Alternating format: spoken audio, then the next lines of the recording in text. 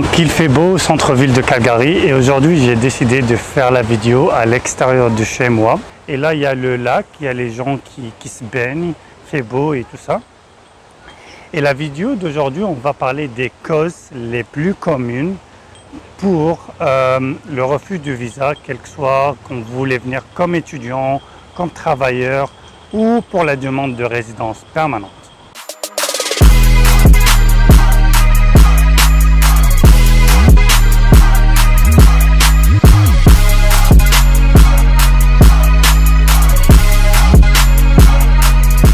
What's up YouTube et bienvenue dans cet nouvel épisode de Easy Canada Channel.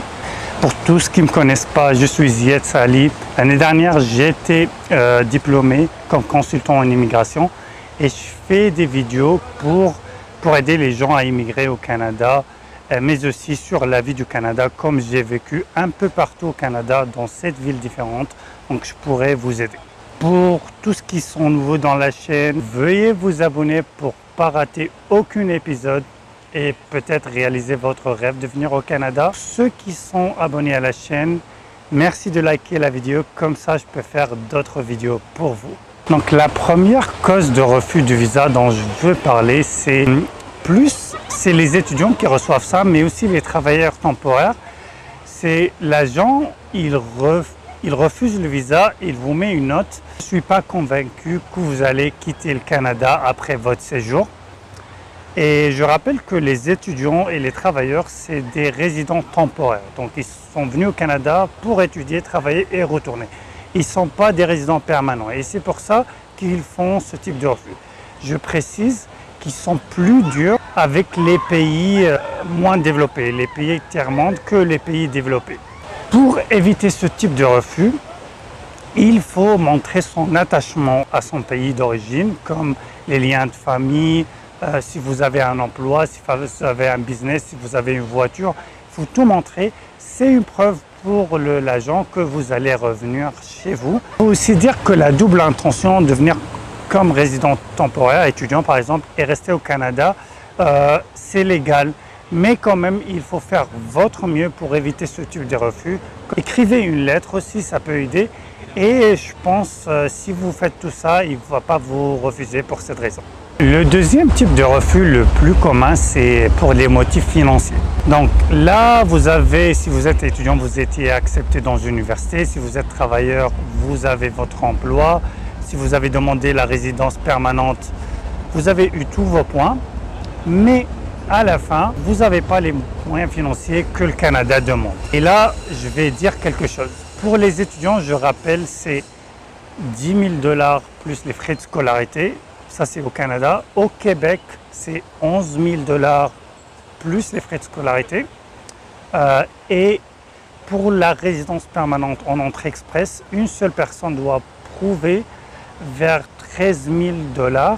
Et cet argent, c'est pour lui, pour survivre, parce que la vie au Canada est chère pour un début. Donc voilà, si tu ne prouves pas ça, même si tu as tout, tu peux être refusé. La troisième cause la plus commune, et on voit beaucoup de gens qui se plaignent à cause de ça, c'est les motifs sanitaires. Là, on parle des maladies graves qui nécessitent un frais de santé élevé. On appelle ça le fardeau excessif. Donc au Canada, un immigrant, que les soins ils vont dépasser 21 000 $ annuellement pour 5 ans, ça compte comme un fardeau excessif et vous pouvez avoir le visa refusé à cause de ça. Des exemples sont par exemple les maladies comme le sida, les cancers, toutes ces maladies très graves.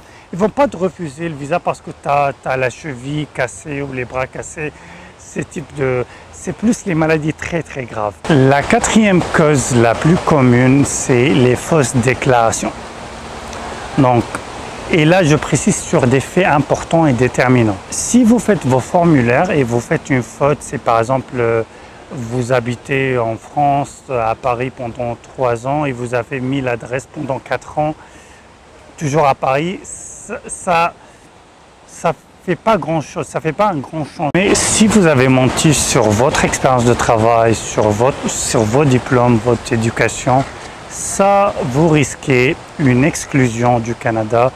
Vous serez interdit du Canada pour 5 ans. Et si jamais vous voulez venir au Canada dans ces 5 ans où vous êtes interdit, il faut faire une demande de permis de séjour temporaire, mais évitez les fausses déclarations parce que le Canada n'aime pas ça et essayez de vérifier le maximum. La 5e cause la plus commune de refus de visa, c'est... On a parlé des motifs sanitaires ou d'autres motifs d'interdiction de territoire. Et là, si vous avez un membre de famille interdit de territoire, par exemple, si vous avez un enfant à charge, et un enfant à charge au Canada, c'est généralement un enfant de moins de 22 ans, qui est votre fils, et qui a par exemple un cancer ou une maladie grave, vous aussi vous serez interdit de territoire comme lui. Même chose pour votre époux. Ça ne s'applique pas à vos parents, à moins que vous êtes toujours à charge avec vos parents. Donc c'est ça la loi. Les membres de votre famille, si quelqu'un est interdit de territoire, vous le serez aussi. La dernière cause la plus commune, c'est la criminalité. Et attention aussi, vous ne dites pas j'ai un casier judiciaire vide, c'est que j'ai pas de problème. Parce que le Canada va appliquer la crime que tu as commis ou tu es coupable de ton pays avec la loi canadienne. J'explique. Si par exemple, tu as conduit en buvant de l'alcool, et que chez toi, c'est juste une amende et tu continues ta vie. Sachez qu'au Canada, c'est comme une grande criminalité. Et donc, quand vous faites votre demande du visa, ils vont appliquer la loi canadienne, ils vont voir que vous avez bu de l'alcool en conduisant et vous serez interdit de territoire. Je dis ça comme exemple, mais il faut comprendre, ils vont appliquer la loi canadienne de la crime que tu as commis ou de la faute que tu as commis dans ton pays. Donc il faut déjà, si tu as commis une faute, j'espère pas pour vous, il faut faire l'équivalence du Canada pour savoir si vous êtes interdit du territoire ou non. Là, c'était les causes les plus communes de refus de visa. On arrive à la fin de cet épisode. J'espère vous voir dans la prochaine épisode.